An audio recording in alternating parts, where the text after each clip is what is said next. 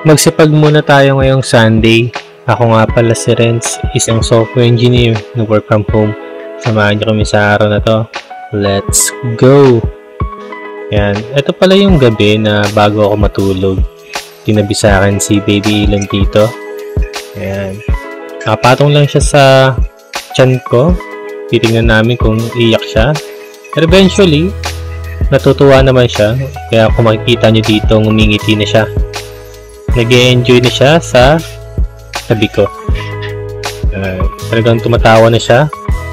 Kinakausap din kasi siya ni mami niya dito. Kaya nagre-response siya. 12:50. Tulog na tayo dito. Nakapatong pa rin sa akin si Baby Elon. Nakarelax na siya sa tabi ko eh.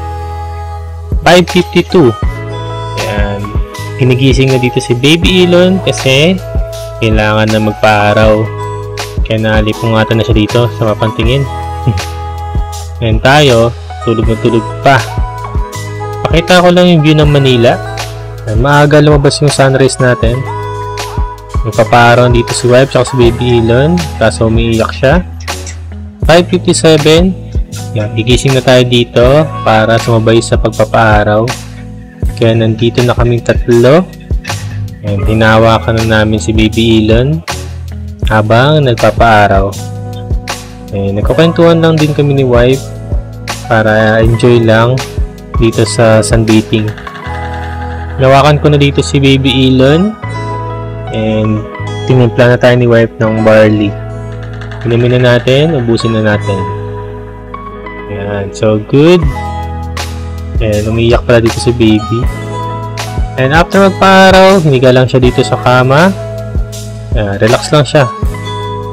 And dito, tummy training time na. Buti dumating na yung mga flashcard para kay baby. Ito yung para sa vision niya. Kaya kung makikita niya, meron diyang black and white. Tapos may mga objects. Iba't ibang mga images. And yan yung tinitignan niya habang nagtataming training siya. And nakakatulong to para ma-enjoy niya yung training niya, hindi siya umiyak.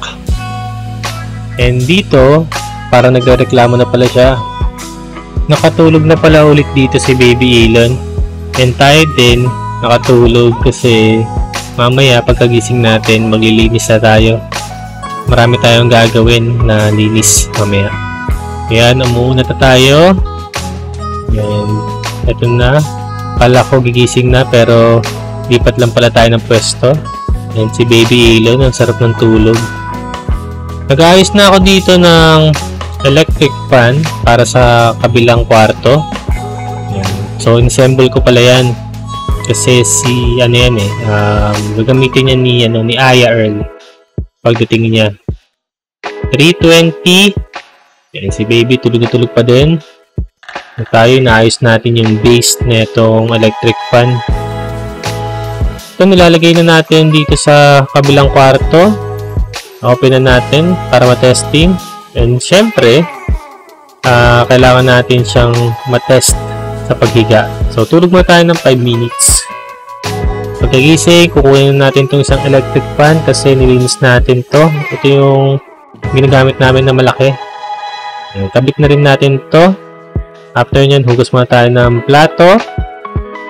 Then dito naglilinis ako ng sapatos. Ito lang naman yung gagawin ko dito, yung gilid. Puputiin natin to. After nyan, pupunasan lang natin. And then, maglilinis na tayo ng banyo. Kasi matagal-tagal nang hindi nakakapaglinis. Mga 2 days na ata. Kaya kailangan na natin siyang pakintabin. Ito kasi yung isa sa mga pinakagusto kong gawin paglilinis ng banyo. After nyan, maligo lang tayo para fresh. So yun lang. Thank you for watching.